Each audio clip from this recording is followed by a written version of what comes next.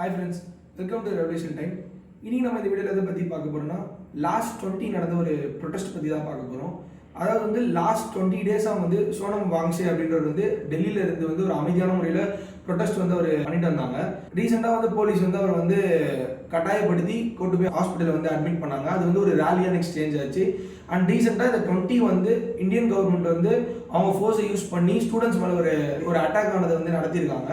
அந்த வீடியோ கிளிப்ஸ்லாம் நம்ம இன்டர்நெட்ல பார்த்துருப்போம். அது பார்க்கும்போது நம்மளுக்கு ஒரு கஷ்டமா இருக்கு. ஏன்னு பார்த்தீங்கன்னா வந்து அங்கே இருக்கிறவங்க எல்லாம் ஒரு யங்ஸ்டர்ஸ் எல்லாருமே எல்லாம் அங்கே படிச்சுட்டு இருக்க ஒரு பசங்க தான் வந்து அவங்க அடி வாங்குறத பார்க்கும்போது லைக் அந்த கிளிப்ஸ்லாம் நம்மளே பார்க்கும்போது நம்மளுக்கு ஒரு கஷ்டமா இருக்கு. லைக் நம்மளுக்காக வந்து அவங்க போராடுறாங்க, அவங்களுக்காக மட்டும் இல்லை அந்த நெக்ஸ்ட் ஜென்ரேஷனுக்காக அவங்க போராடுறாங்க. ஏன் இந்த போராட்டம் அப்படின்னு நம்ம பார்த்தீங்கன்னா வந்து நீட் பேப்பர் லீக் ஆன விஷயத்தினால ஃபேர் நீட் நடக்கணும் அப்படின்றத பேஸ் பண்ணி அவங்க இந்த போராட்டத்தை வந்து நடத்திட்டு இருந்தாங்க. இதோடைய கோரிக்கையை என்ன வச்சிருந்தாங்கன்னா பார்த்தீங்கன்னா union education minister Dharmendra Pratap வந்து ரிசைன் பண்ணணும் அப்படின்றத வந்து ஒரு பேசிக் ரெக்வஸ்டாக வச்சு வந்து இந்த போராட்டத்தை வந்து அவங்க நடத்தி வந்தாங்க. அண்ட் இந்த போராட்டம் வந்து ஒரு வயலன்ஸாக மாறிடுச்சு. சொல்ல போனால் அந்த டெல்லியில் வந்து அன்றைக்கி நடந்த 20 ஆன அந்த அட்டாக் வந்து ஒரு மாணவர்களுக்கும் போலீஸுக்கும் நடந்த ஒரு ஃபைட் மாரி மாறிடுச்சு. இதுக்கு சப்போர்ட்டிவாக வந்து நம்ம தமிழ்நாட்டிலுமே நிறைய ஸ்டூடெண்ட்ஸ் வந்து ஒரு ப்ரொடெஸ்ட் ஆனது வந்து நடத்திட்டு வராங்க.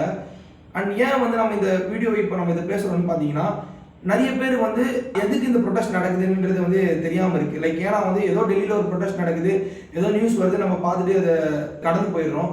பட் எதுக்காகன்னும் போது இந்த வழி ஸ்டார்ட் ஆனது வந்து நம்ம தமிழ்நாட்டில் அனிதா அவங்களுடைய மரணத்தில் ஸ்டார்ட் ஆச்சு. நம்ம தமிழ்நாட்டில் வந்து பேன் நீட் அப்படின்ற ஒரு ஹேஷ்டேக் வந்து நம்ம அடிக்கடிக்கு ட்ரெண்ட் பண்ணுவோம். லைக் இந்த நீட் டைம்லாம் வந்து இதுக்கு சொல்யூஷனாக வந்து யூனியன் கவர்மெண்ட் என்ன தர போகிறாங்க. லைக் இந்த நாட் ஓன்லி நீட் மட்டும் அவங்க பேஸ் பண்ணி இந்த ப்ரொடெஸ்ட் நடத்தல, ஓவரால் எஜுகேஷன் சிஸ்டமே வந்து ஒரு கரெக்டாக இருக்குது. லைக் நான் கூட ஆல்ரெடி நம்மளுடைய யூடியூப் சேனல்லே பேசியிருப்பேன். Like education become a business அப்படின்ற மாதிரி பேசியிருப்பேன். உண்மையாக வந்து இந்த எஜுகேஷன் ஒரு பிஸ்னஸாக மாறிடுச்சா இல்லை இது ஒரு பாலிடிக்ஸாக மாறிடுச்சான்றது தெரியல. ஒரு ஃபேர் எஜுகேஷன் எல்லாருக்குமே போய் சேருதா இல்லை இப்போ இருக்க எஜுகேஷன் சிஸ்டம் வந்து ஃபேராக இருக்கான்றது வந்து ஒரு பெரிய கொஸ்டின் மார்க்காக இருக்குது. அண்ட் ரீசெண்டாக நான் பார்த்த ஸ்டோரிஸ் அண்ட் ஸ்டேட்டஸாக இருக்கட்டும் சரி, இந்த ப்ரொடெஸ்ட் நடந்த இந்த அட்டாக்னால எல்லாருமே போட்டிருந்தாங்க டெமோக்ரஸி டைஸ் அப்படின்ற மாதிரி போட்டிருந்தாங்க. டெமோக்ரஸி வந்து என்றைக்குமே அது நம்மளை விட்டு கடந்தும் போயிடாது. அது அந்த வார்த்தையை நான் வந்து யூஸ் பண்ண முடியாது. ஏன்னு பார்த்தீங்கன்னா டெமோக்ரஸி வந்து நாட் ஓன்லி ஃபார் இந்த ரூலிங் பார்ட்டிஸோ இல்லை அரசியல்வாதிகளுக்கு மட்டும் அந்த டெமோக்ரஸின்ற வேர்ட் பொருந்தாது. ஒரு சாமானிய மக்களான நம்மளுக்கும் வந்து அந்த டெமோக்ரஸின்ற வார்த்தை வந்து பொருந்தும். அண்ட் நீங்கள் இந்த ப்ரொடெஸ்ட் பண்ணவங்க வந்து எதனா தப்பு பண்ணிட்டாங்களா இவங்களை அட்டாக் பண்ணுற அளவுக்கு அப்படின்னு நீங்கள் பார்த்தீங்கன்னா இல்லை.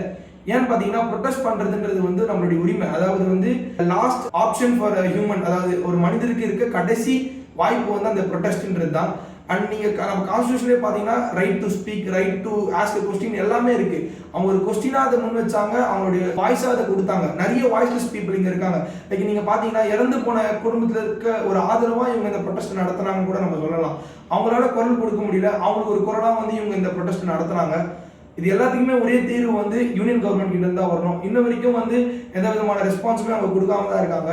இதுக்கு உடனடியாக இதில் ஒரு தீர்வாக இருக்கட்டும் சரி, இல்லை இதுக்கு ஒரு மாற்று முறை எதனா அவங்க வந்து கம்பல்சரி அவங்க இதுக்கான பதில் கொடுத்தாங்க இந்த ப்ரொடெஸ்ட்டுக்கு. எல்லாருமே இதை பற்றி தெரிஞ்சுங்க, இதை பற்றி ஒரு வாய்ஸ் கொடுங்க. ஏன்னா வந்து நம்ம கொடுக்குற ஒரு சின்ன சின்ன சப்போர்ட்ஸ் தான் வந்து அங்கே இருக்கவங்களுக்கு அது ஒரு மோட்டிவேஷனாக இருக்கும். லைக் இதை பற்றி நம்ம இன்னும் பேசுவோம், நிறைய ஸ்ப்ரெட் பண்ணுவோம். தேங்க்யூ.